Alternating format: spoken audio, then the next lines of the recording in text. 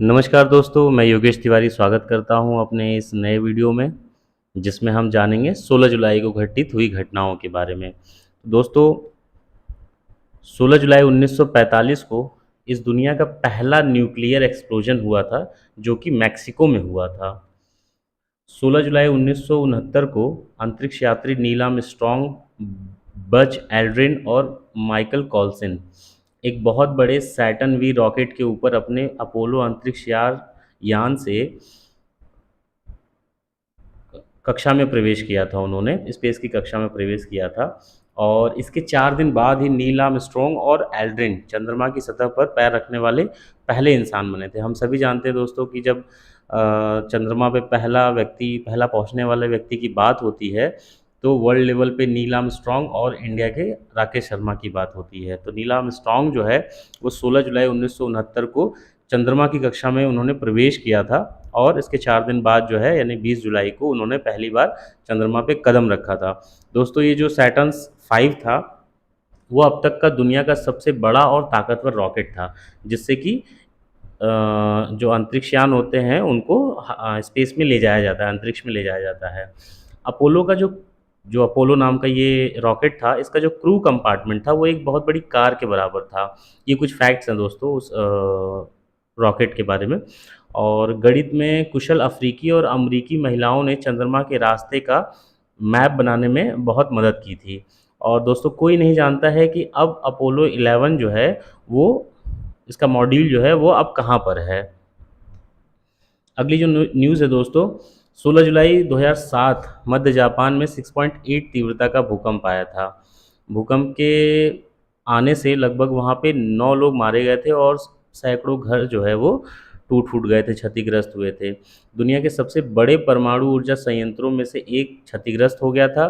भूकंप के बाद काशिवाजाकी कारिवा बिजली संयंत्र, जो कि मध्य जापान में है, वहाँ पे आग लग गई थी। और इसके साथ ही जो है पर्यावरण में रेडियोधर्मी हवा और पानी का रिसाव शुरू हो गया था। भूकंप के कारण लगभग 100 बैरल परमाणु कचरा भी गिरा था। इस घटना ने बार बार डर की आशंका को देखते हुए बिजली संयंत्रों में सुरक्षा बढ़ा दी गई थी उस समय। दोस्तों, अमेज़न के बारे में हम सभी जानते हैं। अमेज़न इस समय जो है दुनिया का सबसे बड़ा ई कॉमर्स वेबसाइट है, जहाँ पे आप सुई से लेके हवाई जहाज़ तक सारी चीज़ें परचेज़ कर सकते हैं।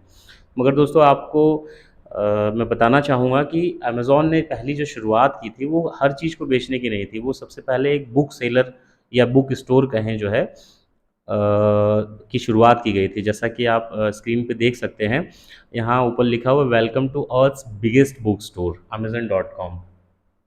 और दोस्तों, 16 जुलाई 1995 को ही amazon.com पे इसकी पहली जो किताब है वो बिकी थी। और जो इस वेबसाइट या कहूँ amazon.com का जो फाउंडेशन था, वो 1955 में बेव जोसेफ ने रखा था, जो कि उसके फाउंडर हैं।